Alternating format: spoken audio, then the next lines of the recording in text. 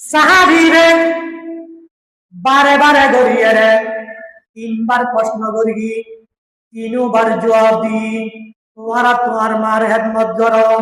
চতুর্থবার প্রশ্ন করি, ইয়া রাসূলুল্লাহ সাল্লাল্লাহু আলাইহি ওয়াসাল্লাম চতুর্থ নম্বরের মধ্যে এর ফরাহার খেদমত করব। আল্লাহর পয়গম্বর জবাব দেয়, হযরত তোমার মা বাবার খেদমত করো।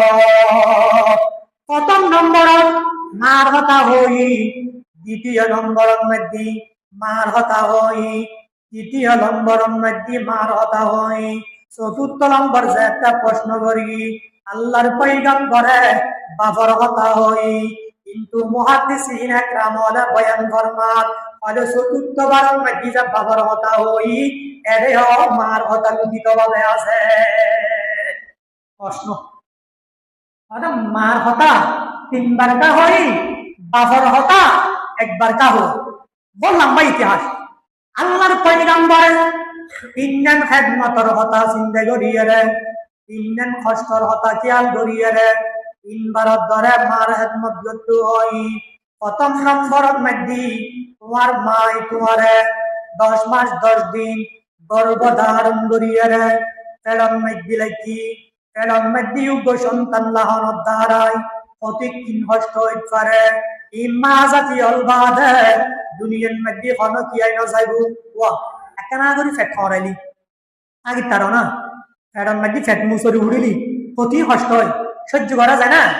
তোলি 2.5 কেজি 3 কেজির হাসাহাসি উগ্র পেড়ন মধ্যে বাচ্চা লইয়ারে 10 মাস 10 দিন গর্ভধারণ করি লাগি যেটি তিন কষ্ট হইব তিন ক্ষতি তিন কষ্ট ইম্মা জাতীয় বাদে দুনিয়ার মধ্যে কোন কি আইনা জানে ওই কষ্ট হইনর হতা কিয়াল করিয়ে রে রাসূল পাকে বয়ান ফরমান তোমার আধার মার খেদমত করো।